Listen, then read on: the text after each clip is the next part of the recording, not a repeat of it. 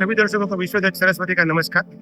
आज जिस मंदिर में हम जा रहे हैं वो है श्री स्वामीनारायण मुख्य मंदिर, उपेंद्र रोड, राजकोट। नमस्ते स्वामी जी। जय स्वामीनारायण। आपका शुभ नाम स्वामी जी? धर्म प्रकाश। और ये मंदिर की स्थापना कब हुई है? मंदिर की स्थापना एकदम समाज 2009 में स्थापना।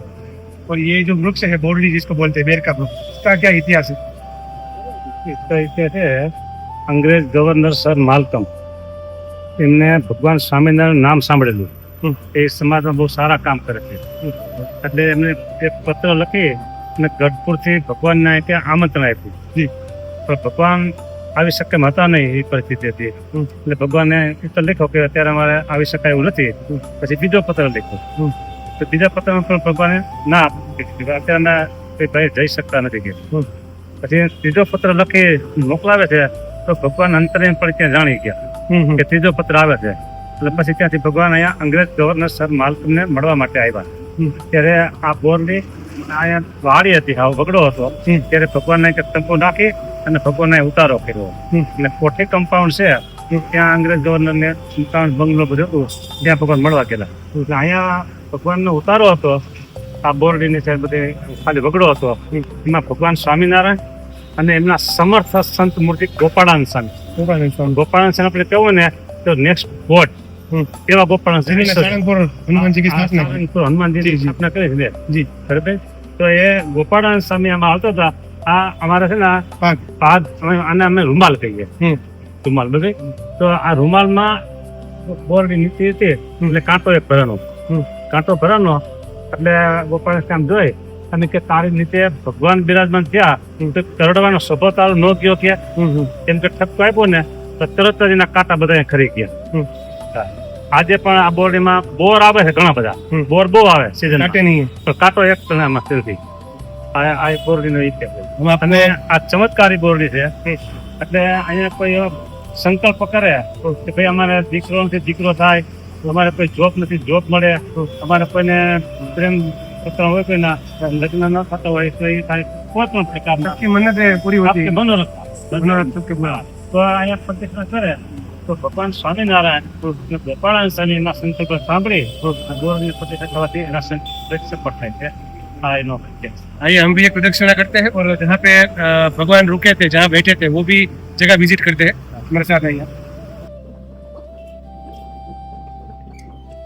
इस जगह पे भगवान ये वृक्ष के नीचे बैठे थे. ये छतरी वही बनाई गई है. ये मंदिर बाद में डेवलप हुआ है. तो ये राजकोट में कौन से जगह पे ये मंदिर स्थित है? लोधी का दरबार कौन सा रोड है? આ રોડ નું નામ છે ભૂપેન્દ્ર રોડ. અને અહીંયા રોડ છે કે છે પેલેસ રોડ. પેલેસ રોડ અને ભૂપેન્દ્ર રોડ. धन्यवाद. और अभी हम मंदिर में विजिट करते हैं, मंदिर में भगवान के दर्शन करते हैं. आप हमारे साथ जुड़े रहिए. હવે આ જે ઘનશ્યામ મહારાજ છે, તે ઘનશ્યામ મહારાજ આ મંદિર બન્યું ને એ પેલા રાજકોટમાં દાણાપીઠ કહેવાય. દાણાપીઠમાં ત્યાં એક ઘનશ્યામ મહારાજ પોતે હતા. ઘનશ્યામ મહારાજ એટલે કોણ? તો ઘનશ્યામ મહારાજ શ્રી સ્વામિનારાયણ ભગવાનનું સ્વરૂપ છે, એ જ ઘનશ્યામ મહારાજ. અને રાજકોટના તમામ ભક્તો, આખું રાજકોટ કેવું છે ખોટું નથી, બધાની આસ્થા ઘનશ્યામ મહારાજની છે. અને જે એના સંકલ્પો હોય, જે એના મનોરથ હોય, અને ઘનશ્યામ મહારાજ માળા કરે, પ્રતિષ્ઠા કરે, તો આ ઘનશ્યામ મહારાજ ચમત્કારિક છે, એના સંકલ્પો પૂરા કરે છે.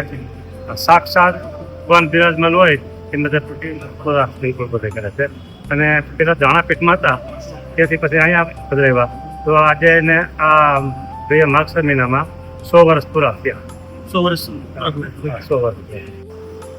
આ કહેવાય છે ધર્મમાં ભક્તિ હરિકૃષ્ણ મહારાજ, આવે તે નામ બોલે. વચ્ચે જે સ્વરૂપ છે એ ભગવાન સ્વામિનારાયણના પિતાશ્રી છે. અને આ બાજુ છે તે સ્વામિનારાયણ ભગવાનના માતુશ્રી.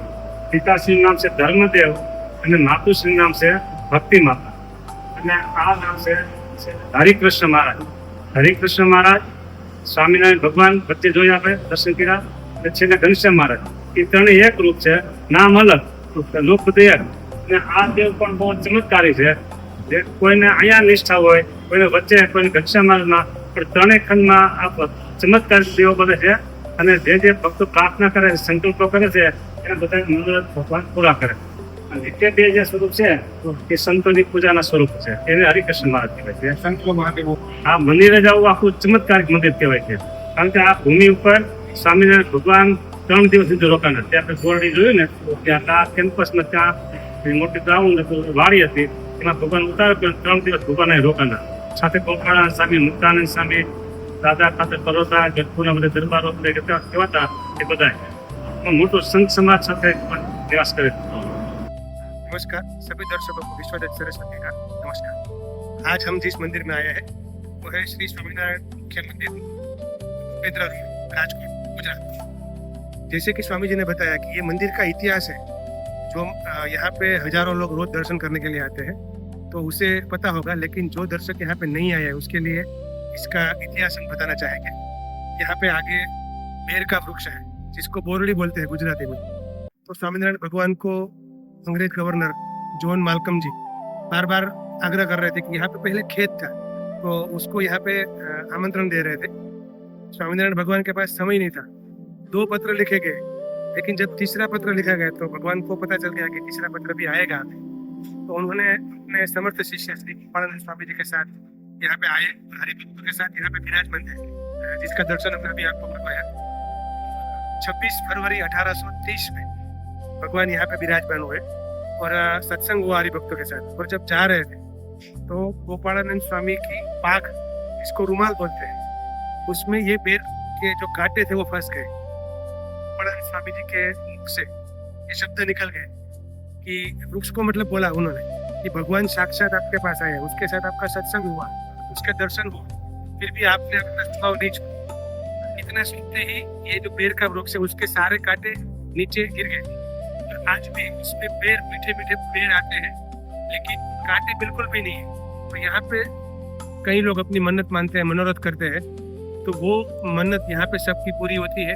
अंदर मंदिर में भी सब लोग दर्शन करते हैं, वहाँ पे भी मनोरथ सबके पूरे होते हैं। तो इतना पवित्र मंदिर है, आप सब लोग भी जब भी समय मिले यहाँ पे दर्शन करने के लिए जरूर आए। ये चेतना वाला स्थान है, इतनी प्रचंड ऊंचा है, इसका आप अनुभव कीजिए। और आज हम भी यहाँ से नीचे से गुजर रहे थे, तो ये वृक्ष से नीचे हमें भी बेर के स्वरूप में प्रसाद प्राप्त हुआ। आप भी यहाँ आके दर्शन करके अपने को देखिएगा। नमस्कार।